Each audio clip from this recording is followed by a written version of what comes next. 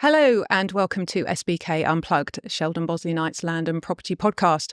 My name's Kate Gould and I'm the host of the show.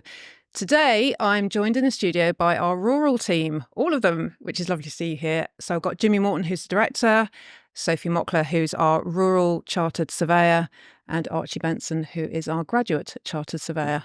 Welcome to you all. Nice to see you. Thank you for having us. Before we kick off, I would like to say thanks again to 1 Mill Street here in Leamington Spa for hosting us in their amazing studio. So thanks very much for having us again, guys. So, rural team, got you in from the field. Yep. All of you. Lovely to see you. I wanted to find out a bit more about what you do in your department, your specific roles, perhaps a bit about current clients, any specific projects you've got on the go, and how your department fits in with the wider business, because I know you work quite closely with some of the other departments. But before we kick off, I'd like to find out a bit more about you individually, your roots into land and property and into Sheldon Bosley Knight in particular. So Jimmy, as director, as head of the team. Thank you. Yes, so I've been doing this now since 2012. I joined a local firm sort of practicing between Coventry, Warwick and the rest of the sort of Leamington area. I stayed there for a good number of years, moved over to another firm specialising in more strategic land planning, diversification projects for farmers, and then was approached by Dan 18 months ago now, I think, to come over. He said that they needed someone to come in to the rural department, sort of look at heading it up jointly with somebody else. And after having a couple of chats with Dan and then Mike, I sort of jumped at the opportunity. I've always known Sheldon Bosley as it was, and then in the most recent years, Sheldon Bosley Knight as being the farmer's agent. Came across them acting for farmers, and Sheldon Bosley being on the other side, and always had a good sort of working relationship with them. So having the opportunity to come over to a firm like SBK was one that I didn't really want to drop. So very happy to be here. I'm still quite young compared to some of the guys around the table in terms of how long I've been here. But route into land agency was not too dissimilar to what I wanted to do. I always wanted to be a farmer. Come from a family farm, not too far away from Leamington. Unfortunately, farming isn't great at the moment. It wasn't massively great back then. And parents sort of said, you know, what could you do that's something different? And my uncle was a land agent, so I went and had some work experience with him. I did a couple of weeks there. I went to a local agricultural college, Morton Moral, which isn't too far from here either. And then went on to Harper Adams and studied rural enterprise land management. And I think it was there that I really felt land agency was the career for me. You do still get out on farms. You get to hang out with like-minded people that are interested in farming, the environment, and I think the countryside as well, which is somewhere that, you know, I can't really leave behind. So, yeah, it's all a good fit for me, really. Excellent. Sophie, what about you? How did you... Mine's not quite so organised as Jimmy's. I left school and didn't really know what I wanted to do at all. So had a gap year working on the farm, riding my horses. I was a show jumper, and that's the route that I wanted to go. I wanted to be a professional show jumper, and realised you needed to either be married to a rich person or have a very rich family behind you, and I didn't. So ended up working at Rugby Livestock Market, just one day a week.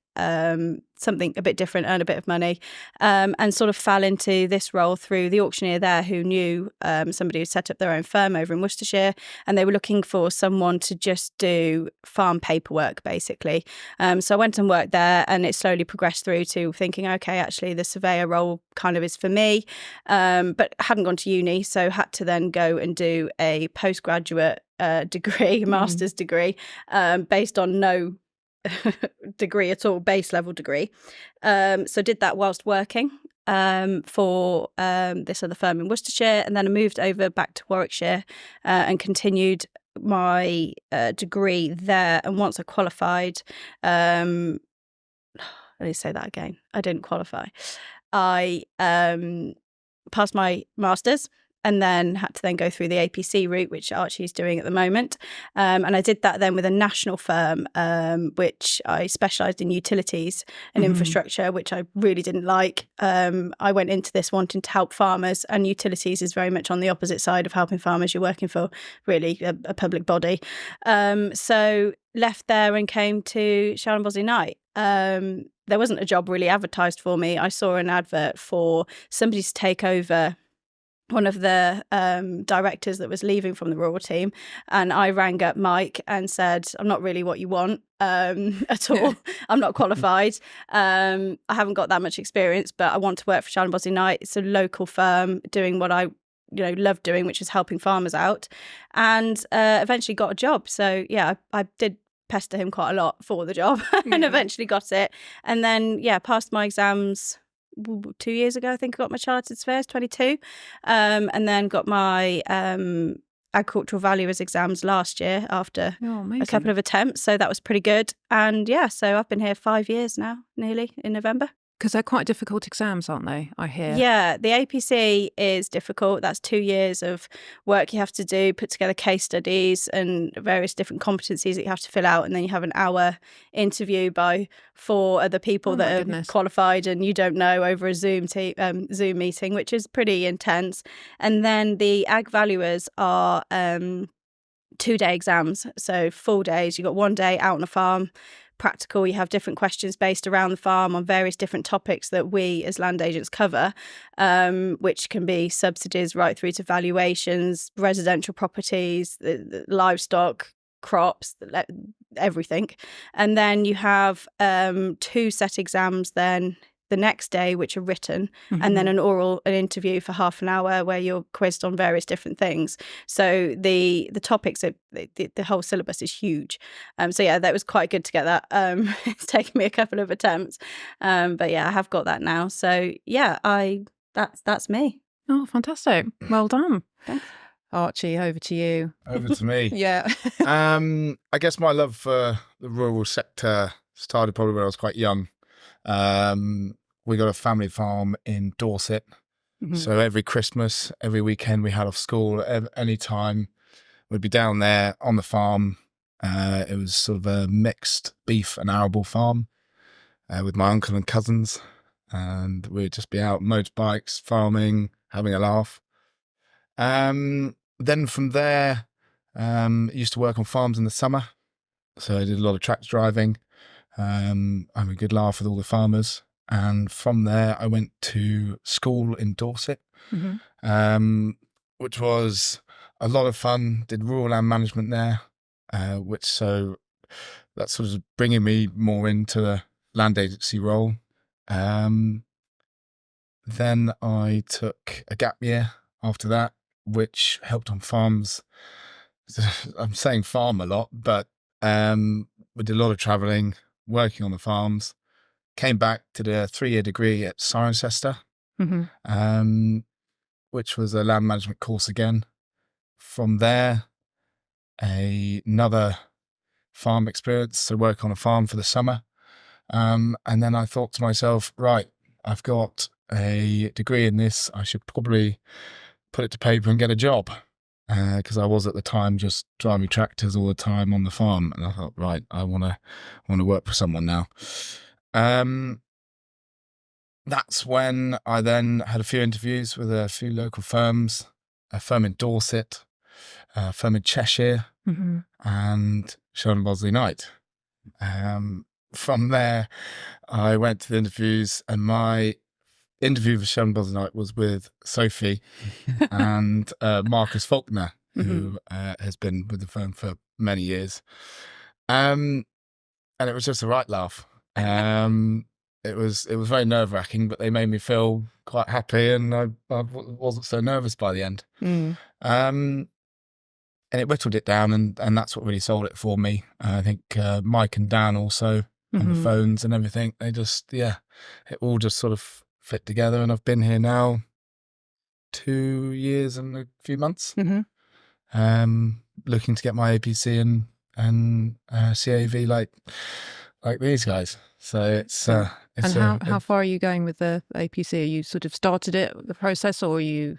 Yes. So as Sophie said, it's 2 years. I'm just a little bit over. I'm going to sit in April. Well, now it would have been now, but I pushed it back till September. So my submission and case study is 80% the way there, really I'd say. But it's a lot of work. It's difficult, but you get in what you get out. Yeah. You get out what you put in. Yeah. Rework.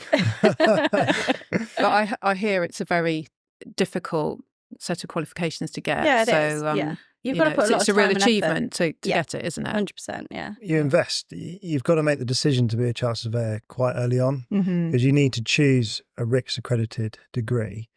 So it's a decision you need to be making when you're sort of 15, 16, when you're choosing your A-levels as well. Oh, really? Yeah, if you want to go on to be a chartered surveyor, you don't have to do raw route. There's chartered surveyors do everything. Mark Treadwell, he's a commercial surveyor. You have residential surveyors that are chartered as well. So you are sort of deciding what your future is going to hold for you right at that early stage. And I think the agricultural sector or rural sector within the RICS is probably one of the smaller sectors now, isn't it? Yeah, I think it is, yeah. It's still well supported, but we also get a lot of support from the Central Association of Agricultural Values, of which Sophie is a fellow. And they provide some incredible help towards us as surveyors in the rural sector, sort of walking through the minefield sometimes. Yeah, they give you clarity on legislation that comes out, and they're your voice in government as well. I think the CLA are the same, aren't they? The Country Landowners Association, sorry. They're all sort of, in government for the farmers, for us as agents on how to advise our farmers. So there's a lot of stuff you need to know to be a surveyor. It's a huge job to get your APC and to get on and do it. And then once you've qualified, you think, that's great, I've got it. And then suddenly there's continued professional development we have to do, and you have to continually learn about what is going on all the time. You're never, it's not just a set job, this is what you can do and go out and do it. There's new legislation that comes out all the time. There's various things that happen to farmers, like the weather, that then means that they have to do something else and farm in a different way. So it's varied all of the time, and it changes all of the time, and it does require a lot of brain power. It's good industry though, isn't it? I mean, I think when I was a graduate, I was also, the RICS we had a local matrix group, which was fantastic at meeting other surveyors. And I think when you realise, if you've gone to university and just studied like Realm, like I did at Harper, or like Archie did a land management course at Cirencester, you get slightly pigeonholed that you're just going to be in rural. But when you can meet other surveyors and you can learn off other surveyors as well, it's quite interesting. And I think the RICS do provide that. But yeah, the CPD is always a bit of a pain because legislation is changing. I think one thing with farmers and farms is that you can walk onto a farm, and some people that don't know or aren't clued up, I guess, on what a farm is may just think a farmer just produces food. They're not. They're multi-disciplined business people, basically. So you might turn up and they might have 2 residential cottages. They might have some commercial buildings they're letting out. They may have some land on the edge of a village or town that's being promoted for development. And so we have to help with everything that you see day in, day out. So we're lent on, or I don't suppose lent on's the right word. We're sort of asked for help from farmers who pay for our expertise to tell them, this is what you should be considering, this is what you could do. I know Sophie and Archie are working incredibly hard on the moment on the environmental schemes that are being announced, the Sustainable Farming Incentive, which is a great opportunity for farmers. I don't think it's the what's the word? I don't know, the chalice. Saving grace. Yeah, the saving grace is going to help farmers, obviously, now that the basic payment scheme's gone and they're not going to have any entitlements in a few years. Financial support. I think they're under a lot of pressure. Huge. Farmers in general, they've got to fight climate change. They've got to feed the nation. Provide cheap food. Also, deliver environmental things that everybody wants on top of, doing their day-to-day job of, making sure that the crops are grown and that the livestock are able to eat. And presumably get the staff to do it, especially if they're maybe fruit pickers or, seasonal crops. That must have been quite a difficulty for some of them. Absolutely. And I think in terms of, there is a show, well-known show that's out there at the moment that has done wonders for farming. I think it has taught a lot of people that maybe didn't know what farmer did and the pressure that farmers are under. It has shine a light on that, which has been it's given really a realistic input, hasn't it? It has, Insight, and a lot of that is not. Yes, okay, some of it's going to be for telly, but a lot of it is actually How it is. home truths in there. So I think we're as land agents, sometimes we are the ones that have to tell farmers no, in terms of you shouldn't be doing that like that. And I think we're there to then guide them and direct them how they should be doing stuff. Whether that is, taking an old tumble down building that's on the farm, we'll go out and look at that and give them the options that they could do. And that's where we would then ring up Tasha in the planning department and say, Tash, do you want to come and have a look at this building? Could you advise, what are the next steps? What could they do? And then we'll be there to help the farmer in terms of the business plan, what they're going to do with that building at the end of it. If they're going to let that out commercially, then we'll give Mark a ring in the commercial department and say, we've got this shed on this farm that needs putting on a proper agreement and renting out. So we look after that. Or if they're going to put it into a residential, then they may let it or look to sell it, depending on what they want to do. I think the biggest thing that we're doing at the moment is diversification. So that's looking at not necessarily moving away from producing food, but opportunities such as tourism. Diverse income, farmers. isn't it? Anything to just help them out. Cost of everything's gone up in price for farmers. For everybody. You go to the supermarket, everything's more expensive. But that's the same for farmers at the minute. They're trying to feed cows and sheep. Their feed prices have gone up. They've almost doubled. Yet the price they're getting for that individual animal is not anywhere near the cost. So it's that whole. That's one of their biggest pressures at the moment. So, you may see farmers going out of work completely, but to try and save their businesses, some of them that have, generations old, the younger generation are thinking, right, okay, we've got this building that's doing nothing here. It's trying to fall down. Let's get Sharon Bosley Knight to come out and see if they can tell me what I can do with this. I want to turn it into a farm shop. I'm going to turn it into a studio and let it for Pilates, or I'm going to, turn it into a house or something like that. So, we'll be asked to go out and do, a basic meeting, which is just to have a chat with the farmer and, fill in a scheme form for him. And we'll get there and they'll say, oh, can you just go and look at this building? And you're like, okay, right, now I've got to get my head on for planning. So we don't specialise in planning. We have a planning team that do that. But then you've got to think, right, okay, what's our basic rules on planning? Is this, can we convert this? And then from there, we'll advise them and say, right, okay, we're going to go back to our planning department. They'll be in touch with you. Or they'll come up with something completely random and you have to think, right, okay, I don't quite know where you want me to go with this. But then you have to go back and do your research on it. But you have to sit in front of your client and sound confident and you know what you're talking about, so that they don't think, okay, these aren't the people for me, I need to go somewhere else. So I think we have to provide everything for them in a meeting that might be something that we've prepared for, and then they'll go off on a complete tangent and we're like, okay. And that's one of the best things I think about our job, but also probably the most challenging. So a meeting that's going to last half an hour can last 2 or 3 hours and you come out of it and you've just gone and doubled or tripled your workload. So I think that's the day after it's completely different. No day is the same day. No day is the same. I think Archie came back to the office the other day, trousers covered in mud, sleeves rolled up, and he'd been out. Hope they weren't your best trousers. They were. They're his good trousers, and he came in. And he was so excited and happy about his morning he'd had on this estate. Basically, we'd had a big water leak on an estate, and so Archie had been down in these manhole covers, bailing out and going around trying to figure out where it was. Oh, fantastic! Did you find it? We did find it, and we found out all sorts actually. Oh, really? Because the pipes are old, very old. So typical estate mates. It was very exciting. A bit of sort of hands-on. That's another thing we do in our job. Sometimes you go to the farm. Have you got your wellies? Yeah. I have. I've actually got in my car now. I've got waterproofs and everything just in case. Yeah.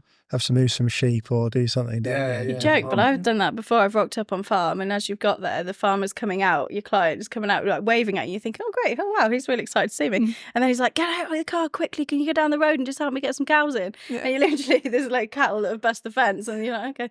So off you trot down the road. So, yeah, I think it's a good job to be in, isn't it? It is a good job. And you go from that extreme to then be going into a meeting.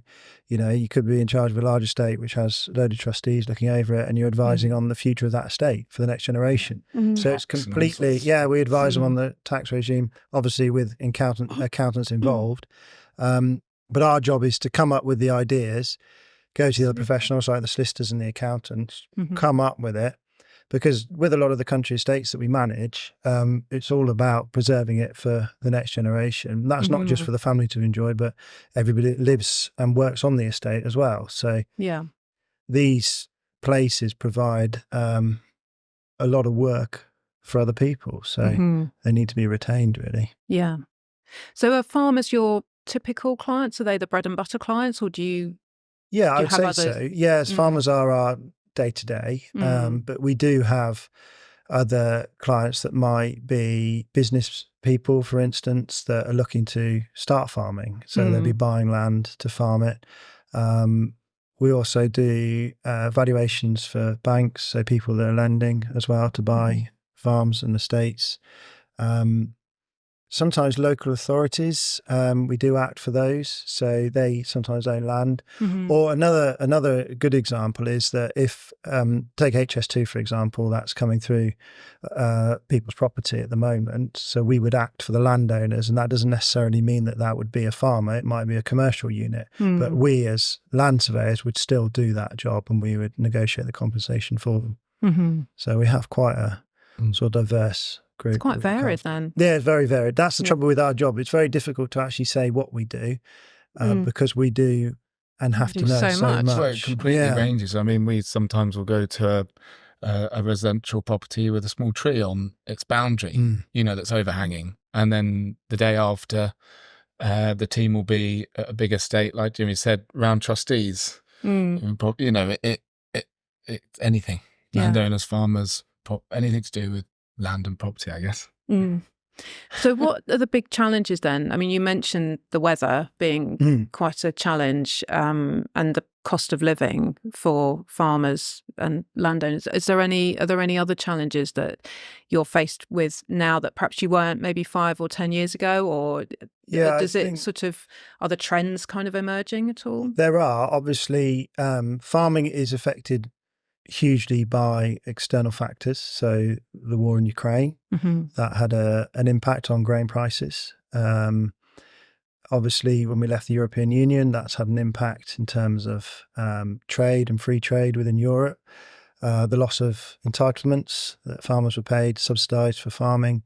So these are challenges. Also changing in policies as well. The driver from the government at the moment is definitely, they've sort of turn the spotlight on farmers to try and solve carbon, the issue of carbon. So it's a bit of a balancing act, and farmers, I don't know whether they're at a slight loss in terms of what they should be doing, because everyone always seem to be quite an easy target to be like, oh, well, farmers got a load of land, they can go plant half of it with trees and write off the carbon for somebody else. It's a challenge, but ultimately I would say the majority of our clients want to farm. They want to produce food for the nation. Yeah.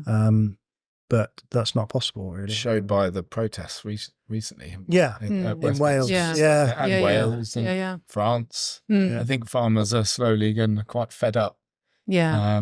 You know, being paid to produce food, but now being told to save the environment and save the world by planting trees, like Jimmy said, and everything like that. It's a lot of pressure. Yeah. Do you get, are they thinking about solar farms and things like that? I've seen lots of fields with solar panels, and is that that's something I well? get involved with. So normally an approach by a solar developer will come and approach one of our clients. They'll ring us up and say, look, I've had this approach. Can you act for me? And they are a good opportunity when they come off. They obviously have their issues in terms of how they look, so that they have to get planning before they can go through. But if that can come on to a farm, that produces a diversified income to that farming family.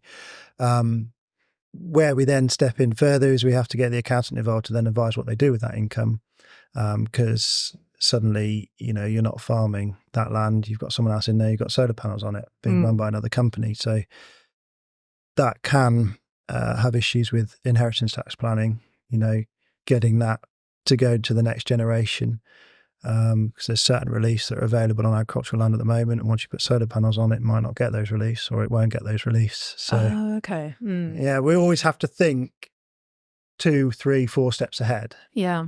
In what we're doing. It's the same as when Dan and Charles are doing the Strat land, and they're, got an amazing windfall for a landowner selling their land for development. There's suddenly this money, and it's what to do with that money in the most efficient manner. So some farmers want to go and buy more land and continue farming. And I think personally, if it was me, I'd be straight on the plane to Barbados. But, Playing cricket. playing cricket in Barbados, that's what I'd do. But you said earlier that you get people coming to you to look to set up as a farmer. Yeah.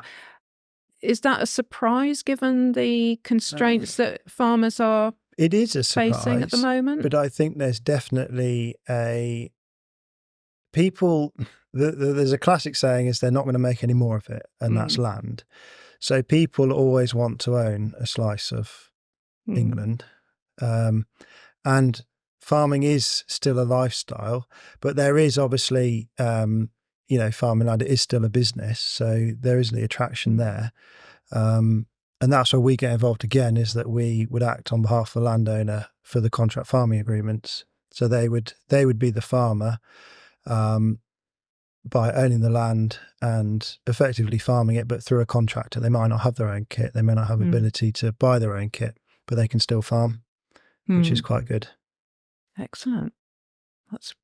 It's nice to know that there are still some people who are wanting to do it, because obviously it's really important industry. It is. But it's hard. It must be really hard work. It's hard to get in. I mean, land prices have gone bonkers. Trying to buy a farm is next to impossible if you're a young person trying to get into it. Yeah, that's a good point. It's not as acceptable. I think it would be quite difficult if you came out of school and said, right, I want to be a farmer. You need a lot of money behind you now to get in it, to buy the land. There are council farms which would basically set up for new entrants into farming. Still difficult to get into, though. But they're still difficult, very competitive.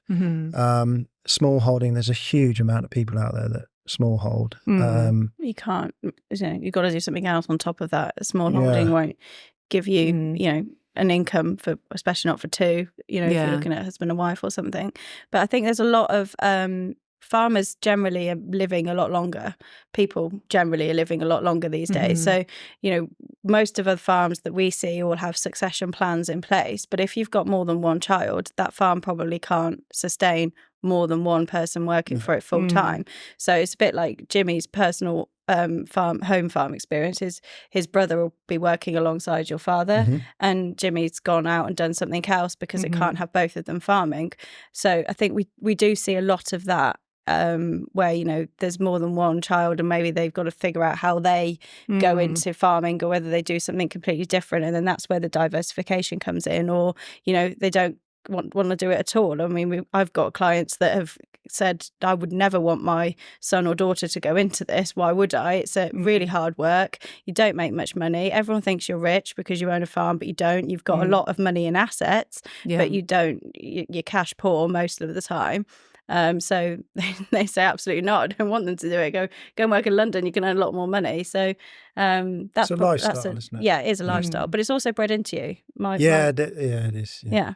So if you're born into a farming family, most people want to continue doing it. So, and you didn't fancy being a farmer, seeing as you spent quite a lot of time on farms. Sort of working your way up to. I would love to be a farmer. Oh, would you? I absolutely love to. But unfortunately, it was never handed to me. And again, it was just, I didn't have the money. I love working on farms. They were the best best days of my life doing that. Yeah, and now we can meet farmers and advise them on what to do. Yeah, it's brilliant. It's a really good job. Yeah. I'd say it's a bit of the office, bit of the field, bit of a mix, yeah. And working with these two as well, even better. We do have quite a laugh, to be fair. Yeah. It is quite a fun team to work on. So other clients and other projects you've got going on at the moment, are you able to share? Yeah, what you're SFI, doing? Sophie, you're the expert. You and I Archie. don't know whether I'm an expert, but yes, sustainable farming incentive is something the government's brought out, environmental schemes. So a lot of farmers at the minute, we've had awful weather, as we've mentioned a couple of times. So arable farmers, for example, haven't been able to plant all their crops. So they're thinking, right, how can I make this land earn me some money this year? So they're looking to go into some sort of environmental scheme, putting something there. They're 3-year agreements, so they're not committed for too long, but they work quite well. If you haven't got anything drilled in the ground, you could put a herbal lay down, for example, which is grass, essentially. So then you establish that within a 12-month period. You can graze it, so that's another income. If you've just an arable farmer, you can get livestock on there. So we've got quite a few of those going on at the moment, haven't we? And BPS used to be, this time of year now, we'd be filling out the basic payment scheme forms, which is a subsidy the government pay the farmers if you've got entitlements for your land, essentially. That's being reduced this year. We've now got D-link payments. You don't have to do the BPS forms anymore. You just get paid in a reduced amount each year until 27 when it's gone. And I think a lot of farmers have realised this year that money is reducing quite a lot. And for some of them, it's their break even is receiving this money might pay their rent if they're renting the farm, or it literally will stop them from having a horrific year and making huge losses. It just gives them a little bolster, and they're not getting that anymore. So they're coming to us and saying, look, we need to figure out how we bridge this gap. And so SFI is there not really it's not replacing it, but it's there to give you farmers a little bit of money to do some of the activities that they're actually already doing. So I think that's where our focus at the moment is probably there. Mainly for old rope, isn't it? Yeah. If they're doing it already. Yeah. So do they come to you with their ideas of how they do this, or do you go to them, or is it a bit of both? I mean, do you sort of advise them on what might be best for their particular circumstance? I think it's a bit of both, isn't it? They all ring us up and say, I've heard of this SFI. Can you tell me about it? That's pretty much how it goes. And then we have to arrange to go out. We can have a brief talk over the phone. This is what we can do. Knowing the client, if they are a long-standing client, we'll know if they're livestock, arable, mixed. And we can say, right, okay, these are some of the options you could have a look at the handbook, understand what these actions are that you need to do, what you need to do, when you need to do it by, what you can and can't do. And then we'll go out and see them, talk about it. And then we try and work now more closely with agronomists, don't we? Well, what I feel we do a lot is because we do it daily. We do these SFI schemes all the time. The farmers come with their ideas, and then we can advise on the actual application process. But obviously we all know a bit about farming, but we're not the ones on the ground doing it. So we do lean on them for a bit of advice. And like Sophie said, agronomists, they're the ones that know the science of the crops. The soils. The soils, everything. So they can advise a farmer, we want to put these stewardship areas or the scheme areas here, and we can then work it out all for them, forecast how much they're going to get paid, see if it works within their farming operations, and put this submission forward and hopefully get as much money back as possible with the loss of subsidies. So it's kind of a bit of a team effort with all of you involved, isn't it? I guess, definitely. With the agronomist and the farmer and you guys. Yeah, I mean, the agronomist will say, absolutely not, that won't work there, knowing the soils. I mean, we aren't necessarily going to know that. We're not specialised in agronomy. We don't do facts or basis, which you need to be if you're an agronomist. So we can put the scheme together, say this is how much it's going to cost you, because you have to buy the seed. It's not like you're just getting money for doing nothing. You've got to buy it, you've got to establish it, you've got to, there is a cost element to it, but once you've established it, this is what it's probably going to earn you. And then the agronomist or the farmer, depending on how well they know their land to that detail, we'll say whether these options work on those certain areas. So it is definitely a team effort. We do a lot with other professionals in everyday life anyway, really. Accountants, solicitors, agronomists. Any more? Yeah. Any others? I think that's about it.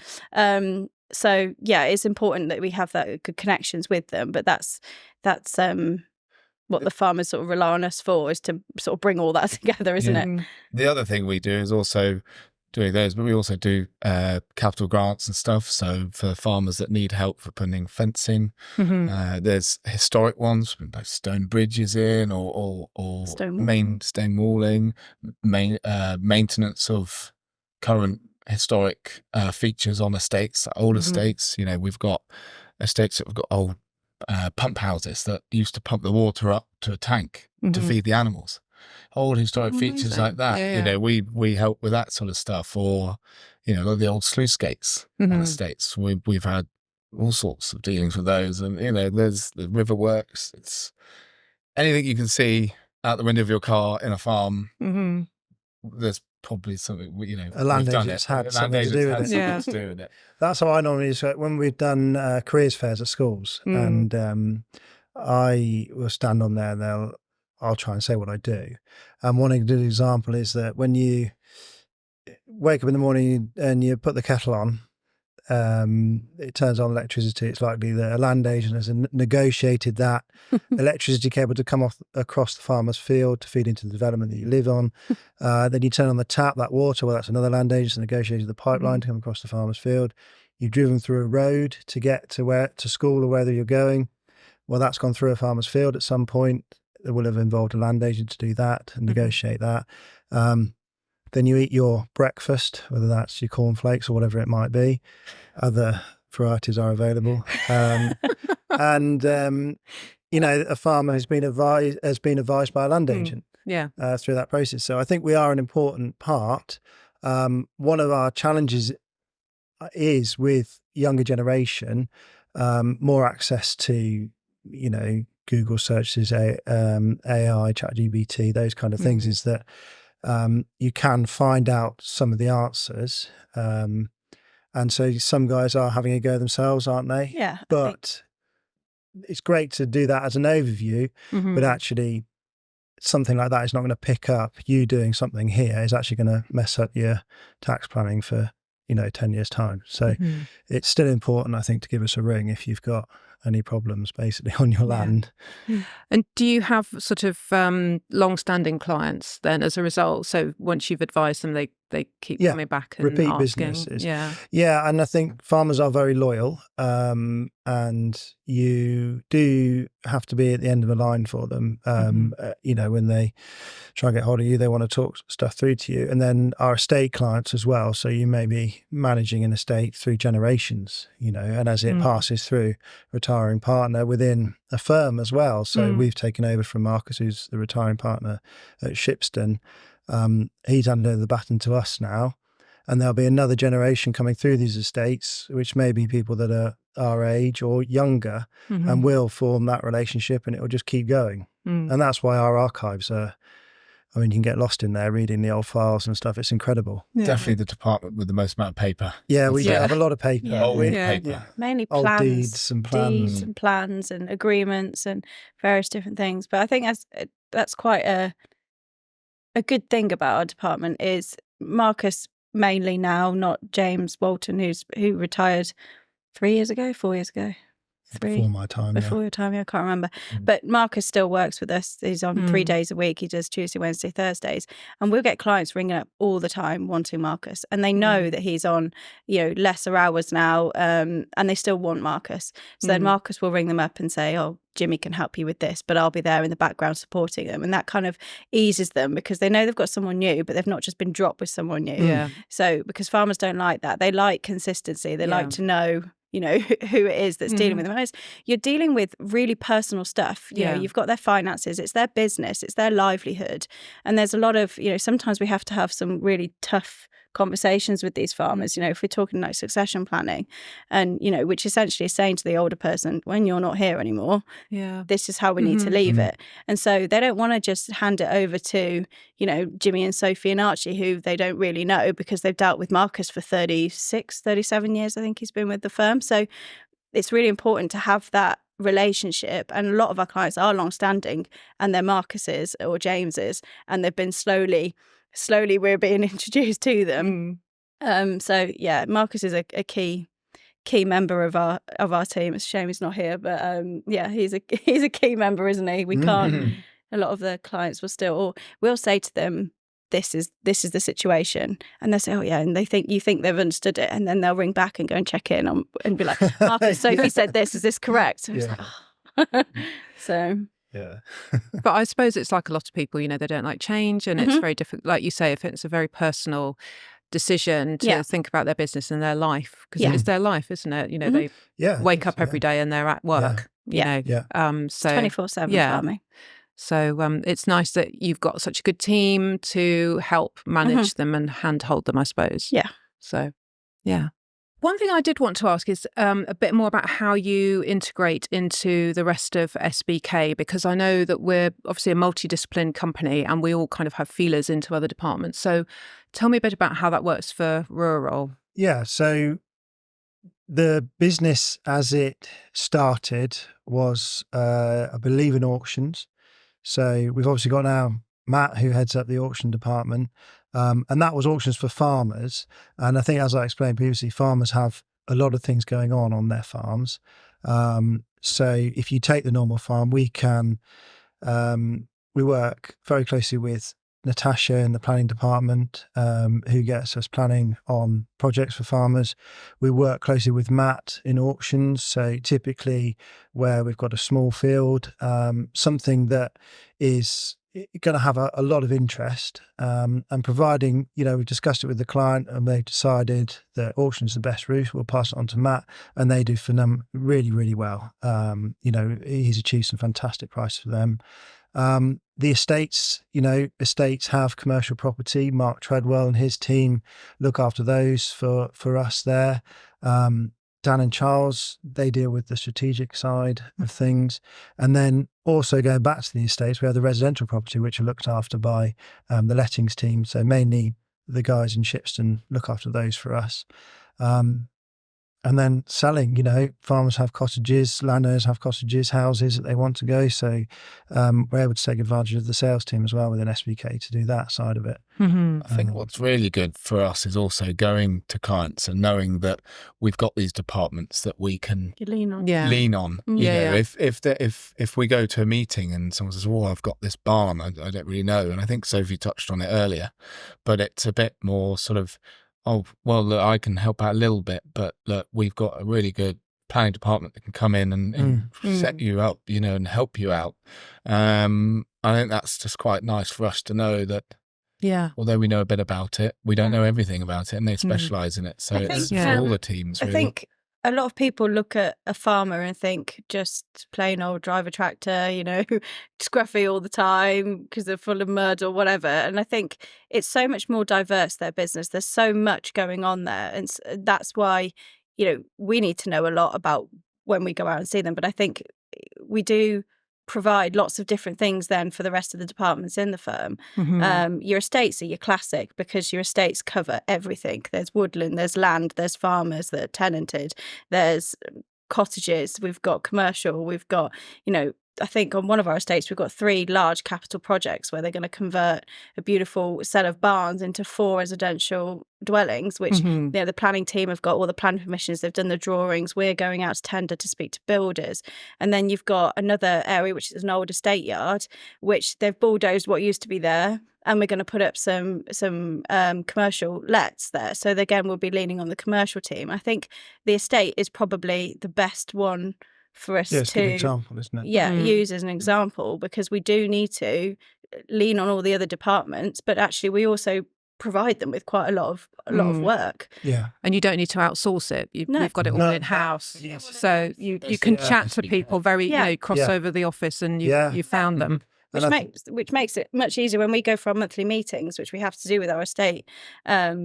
we go out and talk, and we can easily say, oh, this is where the planning team are with this. This is where Mark Treadwell and his team are with letting this, or, you know, if we've got any complications, we can quite easily get it resolved for the client, which I think, you know, SBK is a bit of a one-stop shop, if that's, that's too what I cringy. think we want to be. We want people to ring us up and ask if we can do something, and we can say, yes, we can. I may not be the expert for that, but, you know, such and such is. So, and I think the other good thing about us is that following joining forces with Andrew Granger up in Leicestershire, it's grown our raw department massively.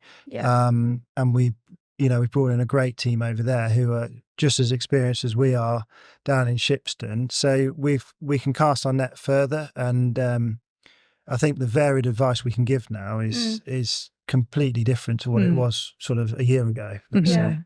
And that's one of the key things of our job. A lot of the time, we'll spend a lot of time bouncing ideas off each other. So, you know, Archie's trying to learn from all of us for doing his APC. But at the same time, there'll be something that will come across my desk that I haven't got a clue, so I'll go to Marcus or Jimmy.